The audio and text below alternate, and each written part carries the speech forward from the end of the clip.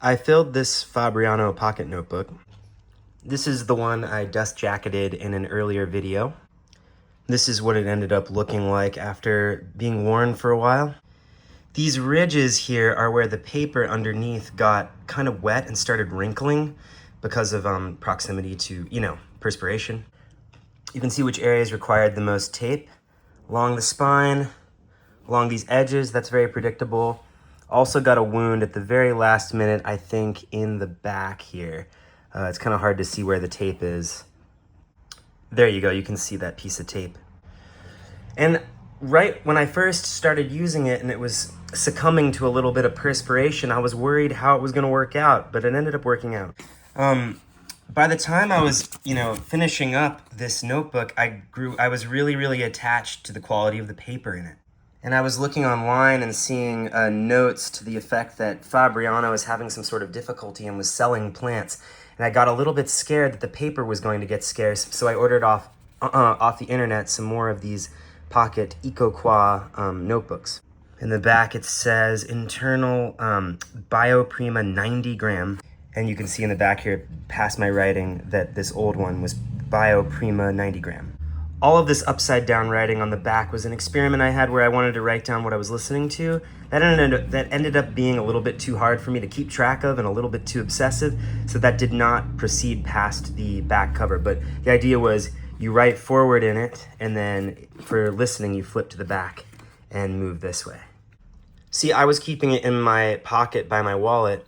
I ended up keeping it on the outside of my wallet, and then it didn't really come into contact with that much perspiration, even on extremely hot days when I was running around a lot.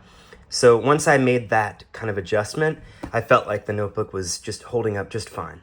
The only thing I really ever worried about was the dust jacket, but I just knew that if I just continued to keep it on and taped it up, then people who like an object like this, including myself, would be pleased by the end result. One thing that's interesting is the tape that I used to secure the dust jacket kind of shows through. This is something that I think I've seen on library, but gives it a library book feel. Because again, my inspiration for this tape was the way dust jackets are secured to library books. In terms of storing these, I was keeping all of my little kind of pocket notebooks on a shelf, and they were just falling off into a trash can that was near the dresser. So I put them in this purple box that I found in a closet. I found this perfect little purple box, and it's got a little area where I could have a little title here too. I could do something there that says, little notebooks. So this thing goes in here for now, and then I close the box. But I'm probably going to need to get that back out in a few days because I did write down which presets I'm going to be using on my Casio for a concert I'm going to be playing keyboards at. And now it's on to this exciting adventure of using this yellow one. So this came in a pack with a bunch of different colors. You can see it came with a green, a blue, and a red. My least favorite color is the blue. My favorite colors are the yellow and the green. I thought I'd do one of my favorite colors, the yellow, to start, then go to the red or the blue next. The blue just is a little bit too electric for me. That's just, in case you're interested. This was from an earlier pack. That pack contained the one I just filled, and it contained another one that I've been using to kind of keep notes on little personal development projects. And with that having a little notebook for something I want to do really motivates me to do that thing, because making the book of the notes of that thing makes me feel like I'm not just learning a skill, I'm also kind of like making my own personal book, my own personal memoir of learning that skill. That might motivate some of you. It's definitely something that motivates me, producing that little tome. Do you ever find that yellow is a favorite color of mothers everywhere?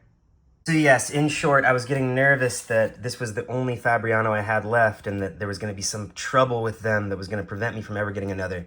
So I hurriedly secured another pack of 4.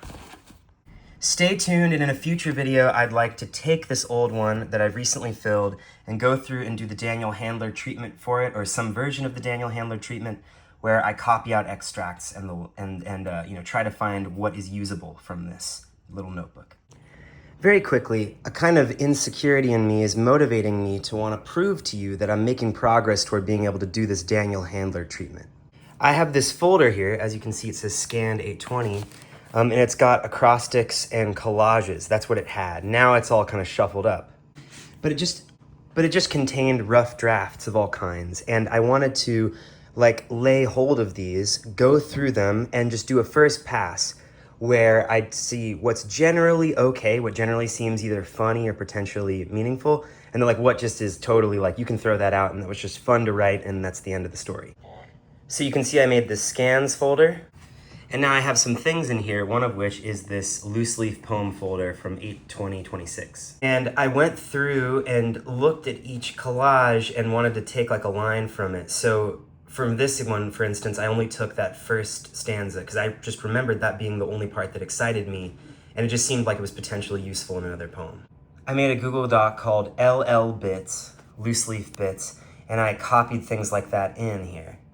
This became the document of lines that I found, standalone lines. And anything that seemed like a poem, like a kind of a draft of a poem to just kind of take on its own, where you don't take out one line, but take the whole thing, I put it in as an LLPD. And there ended up being 74 pages to this scan. And it required a couple of days of work, so it was a big victory in just proving to myself that after I've commonplaced or collected scraps or shoved things in my pockets, to use the Sebaldian term, I can actually go through and begin to cull. And like this, I know that this is just like a baby step, but it's a step in the right direction. So anyway, I wanted to talk about that too.